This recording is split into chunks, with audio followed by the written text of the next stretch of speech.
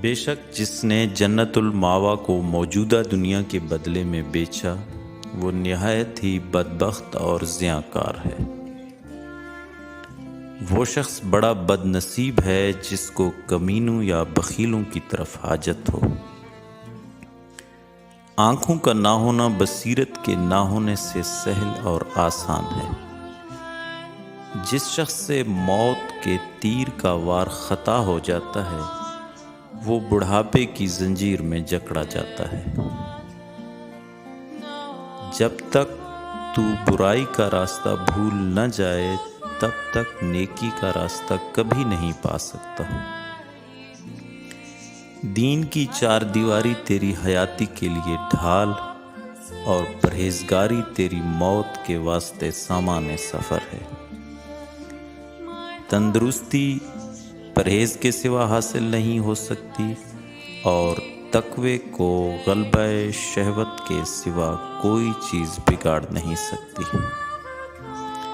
اگر شراب کا قطرہ کنویں میں پڑ جائے پھر اس جگہ مینارہ بنایا جائے تو میں اس میں اذان کہنے کو تیار نہیں، اور اگر دریا میں شراب کا قطرہ پڑے پھر دریا خشک ہو جائے اور وہاں گھاس اگائے تو میں اس جگہ میں اپنے مویشی چرانے کو تیار نہیں۔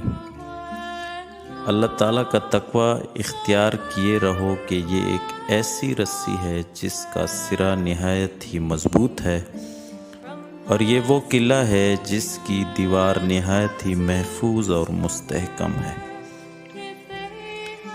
عورتوں کی اطاعت احمقوں کی خصلت اور بزرگی کو عیب لگانا ہے۔ اگر تم حلیم اور بردبار نہیں تو تکلف اور بناوٹ سے بردباری کی عادت اختیار کر، کیونکہ ایسا بہت کم ہوتا ہے کہ کوئی شخص کسی قوم کی مشابہت پیدا کرے اور وہ اس میں شامل نہ ہو۔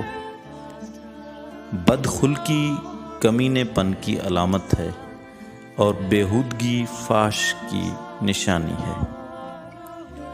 کوئی شخص کسی کو اپنا بھائی بند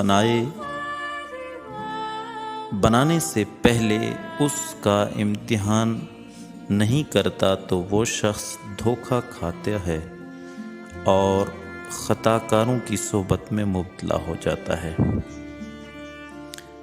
کوئی شخص کسی کو اپنا بھائی بند بنانے سے پہلے اس کا امتحان نہیں کرتا تو وہ شخص دھوکہ کھاتا ہے اور خطا کاروں کی صحبت میں مبتلا ہو جاتا ہے۔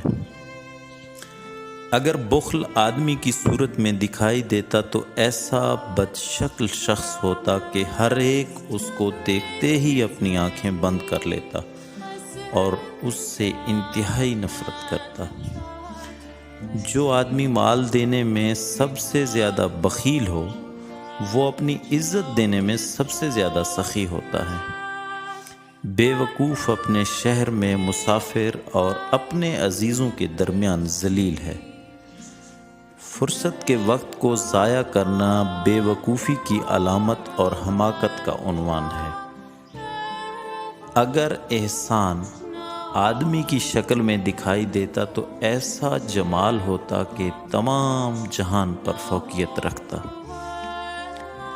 جو شخص تجھے کوئی چیز دیتا ہے اور نیک سلوک سے پیش آتا ہے اس کے خلاف کسی کی مدد نہ کرو، کیونکہ جو شخص اپنے منعم کے خلاف کسی کی مدد کرتا ہے اس سے طاقت اور قوت سلب کر لی جاتی ہے۔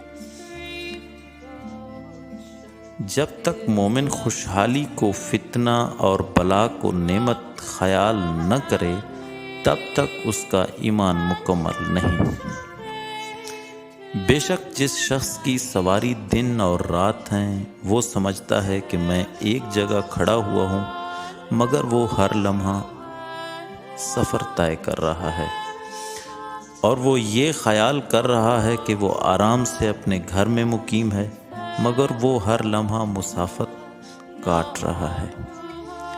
بے شک تیرے آگے ایک مشکل گھاٹی آنے والی ہے جس میں ہلکے بوجھ والے بھاری بوجھ والوں سے اچھے ہوں گے، اور تو اس سے اتر کر ضرور بہشت یا دوزخ میں جائے گا۔ آخرت تمہارے رہنے کا گھر ہے، بس اس کے لیے وہ سامان تیار کرو جو ہمیشہ تمہارے کام آئے۔